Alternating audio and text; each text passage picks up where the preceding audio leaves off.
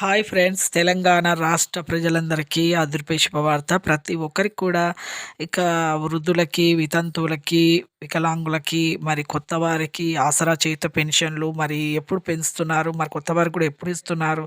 మరి ఏదా గ ఇంటింటికి సర్వే ఎప్పుడు చేస్తున్నారు? మరి సర్వే చేసిన తర్వాత ఇస్తారా? లేదా? తెలుసుకునే ముందు ఒక లైక్ చేయండి. లైక్ చేయడం వల్ల వీడియో అనేది బూస్టప్ అవుతుంది.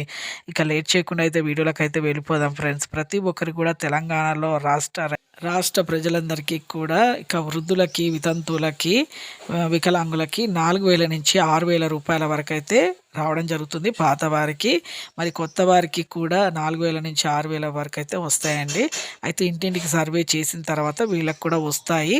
అందులో ఇక వృద్ధులకి, వితంతువులకి, వికలాంగులకి, అలాగే డయాబెటిస్ పేషెంట్స్‌కి, అలాగే క్యాన్సర్ పేషెంట్స్‌కి, అలాగే ఇక క్యాన్సర్, హార్ట్, కిడ్నీస్ ఇలా ఎలాంటి ప్రాబ్లమ్స్ ఉన్నా 4,000 రూపాయలైతే వస్తాయి. వికలాంగులకి 6,000 రూపాయలొస్తాయి.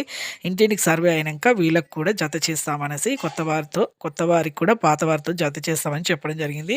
ఇప్పుడైతే పాత వారికి, వృద్ధులకి, వితంతువులకి, ఒంటరి మహిళలకి 4,000 రూపాయలు, వికలాంగులకి 6,000 రూపాయలు ఈ మార్చి 1 నుంచి అయితే 10థ్ లోపు అయితే రావడం జరుగుతుంది. వీళ్ళకు 2016 లోపు పెన్షన్‌దారులు ఎవరైతే పాతవారు పెన్షన్‌దారులు ఉన్నారో లబ్ధిదారులు వారికి మాత్రమే వస్తాయి. ఇంటింటికి సర్వే చేసిన తర్వాత వీరికి కూడా కొత్త వారికి కూడా జత చేస్తామనేసి చెప్పడం జరిగింది. చూసారు కదండీ! ఒక లైక్ చేయండి. ఒక లైక్ వల్ల ఈ వీడియో అనేది బూస్టప్ అవుతుంది. అందరికీ కూడా తెలుస్తుంది ఇన్ఫర్మేషన్ అనేది. వాళ్ళకి కూడా క్లారిటీగా తెలుస్తుంది ఇన్ఫర్మేషన్. Thanks for watching.